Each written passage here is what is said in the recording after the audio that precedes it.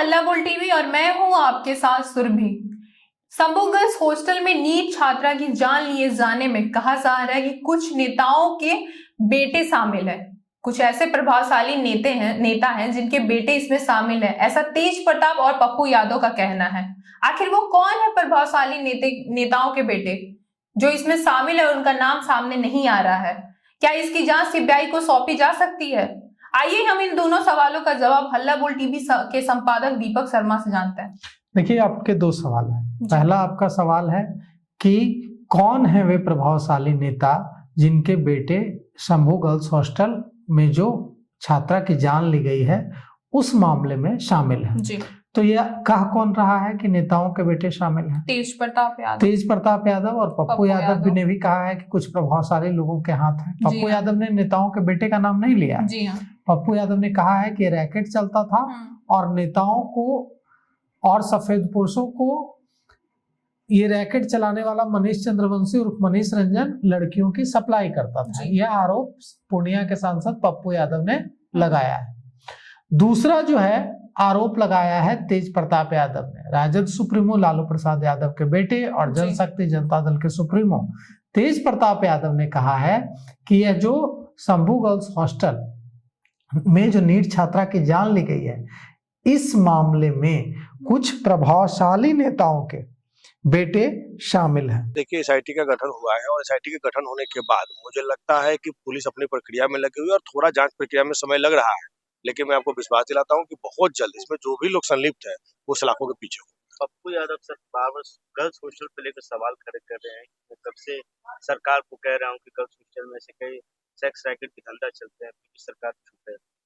यही कारण है कि अभी हम लोग एक मतलब गर्ल्स हॉस्टल के लिए अलग से कुछ नियमावली बनाए जा रहे हैं और उसमें प्रावधान किए जा रहे हैं कि एक नॉर्म्स बनाए जा रहे हैं कि उस नॉर्म्स में कौन कौन सी चीजें होनी चाहिए, उसके प्रावधान भी किए जा रहे हैं और मुझे लगता है कि बहुत जल्द ये पूरे गर्ल्स हॉस्टल के लिए प्रावधान आ जाएंगे। और उन्होंने कहा है कि कुछ जो प्रभावशाली नेता के बेटे इसमें शामिल हैं वो इसके नहीं चाहते हैं कि इस केस का खुलासा हो और वे राजनीतिक प्रेशर बना रहे हैं। अब तेज प्रताप यादव को अगर यह पता है कि इसमें कुछ प्रभावशाली नेताओं के बेटे शामिल हैं तो उन्हें यह सूचना पुलिस के साथ शेयर करनी चाहिए। जी। पुलिस को जांच में वे पूर्व मंत्री रहे हैं, सरकार रहे हैं। मंत्री मतलब सरकार होता है, वे कैबिनेट मंत्री थे, पूर्व मंत्री हैं, भी पूर्व विधायक हैं। उनको बिहार पुलिस के वरीय अधिकारियों को इसकी जानकारी देनी चाहिए कि कौन कौन प्रभावशाली नेता हैं जो जिनके बेटे इसमें शामिल हैं और उनको इसके बारे में इंफॉर्मेशन है। पप्पू यादव को अगर यह जानकारी है कि पप्पू यादव को जिस भी सोर्स से जानकारी मिली हो कि मनीष चंद्रवंशी उर्फ मनीष रंजन जो जहानाबाद का रहने वाला है वो रैकेट चलाता था और लड़कियों को नेताओं और सफेद पोशों के पास भेजता था, तो यह जानकारी उनको देनी चाहिए पुलिस को कि ये कौन नेता है जिनका इन्वॉल्वमेंट है इसमें।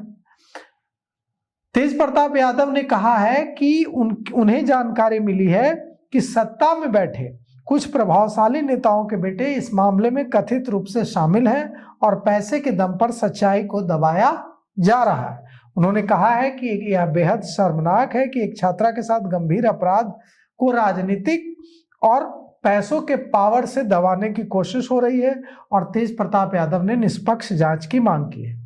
देखिए, तेज प्रताप यादव किसकी बात कर रहे हैं ये तो नहीं पता, लेकिन जो चर्चा राजधानी पटना में हो रही है वो चर्चा ये है कि एक सांसद रह रहे हैं, अभी सांसद नहीं है, सांसद थे जी, उनके बेटे के इन्वॉल्वमेंट की चर्चा है इसमें जी।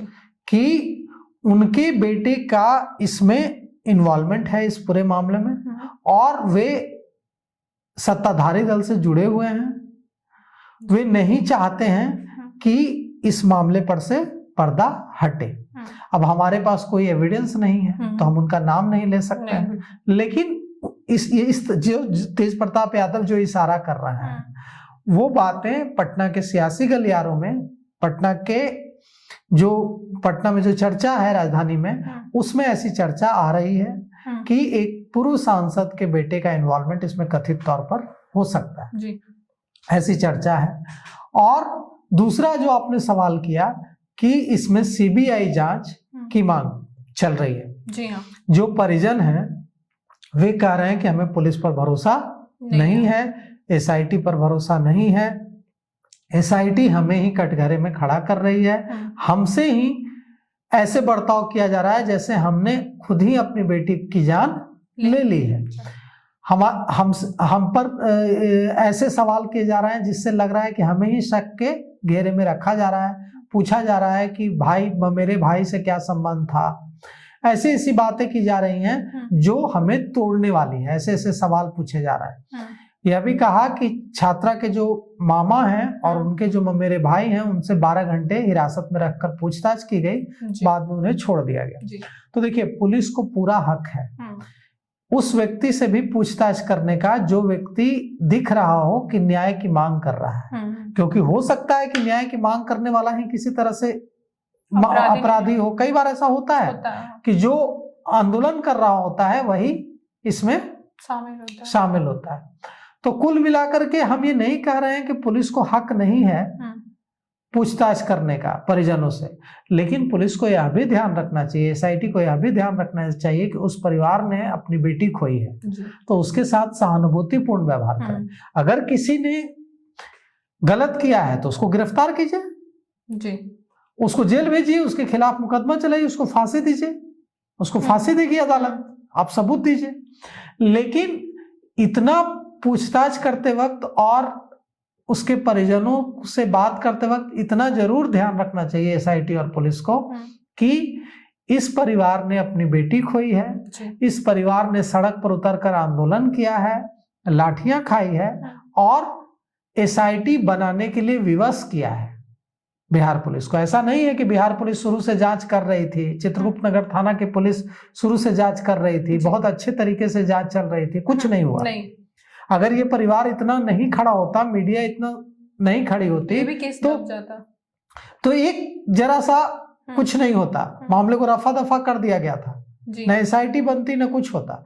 तो यह परिवार लड़ा है, लोग खड़े हुए हैं, पत्रकार खड़े हुए हैं, मीडिया ऑर्गेनाइजेशन खड़ा हुआ है। तो कुल मिलाकर के जब लोगों ने लड़ाई लड़ी है और उसके बाद एसआईटी बनी है तो हम यही उम्मीद रखेंगे ना कि जो परिजन हैं उनके साथ सहानुभूतिपूर्ण व्यवहार होगा, उनके साथ अच्छे तरीके से पेश आएगी एसआईटी। वो अगर ये शिकायत कर रहे हैं कि हमें एसआईटी पर भरोसा नहीं है, एसआईटी हमें ही कटघरे में खड़ा कर रही है, हमारी बेटी चली गई इस दुनिया में और हम ही को शक के घेरे में रखा जा रहा है, तो ये कहीं से अच्छा इसे तो नहीं कहा जा सकता जी। अब जहां तक सीबीआई जांच की मांग है तो ऐसा हो सकता है सुरभि कि इस मामले को सीबीआई को सौंप दिया जाए जी। क्योंकि सीबीआई को सरकार अगर सौंप देगी तो फिर सीबीआई जांच करेगी, फिर सीबीआई जांच करती है तो कई बार कई साल भी लग जाते हैं, पूरा मामला ठंडे बस्ते में चला जाएगा कि हाँ ठीक है, हम बिहार सरकार कहेगी कि हमने सीबीआई को सौंप दिया, अब सीबीआई जांच करेगी, 2 साल 4 साल 5 साल जांच चलेगी।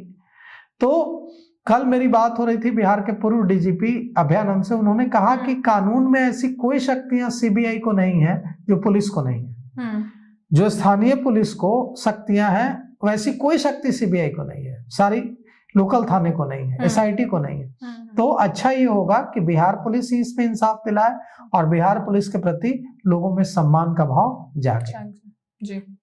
अब देखना होगा कि एसआईटी इंसाफ दिलाती है या बिहार सरकार सीबीआई को ये केस सौंप देती है। इस पे आपकी क्या राय है, हमें कमेंट करके जरूर बताएं। फिलहाल इस पेशकश में इतना ही। तमाम खबरों के लिए बने रहें और देखते रहें हल्ला बोल टीवी। धन्यवाद।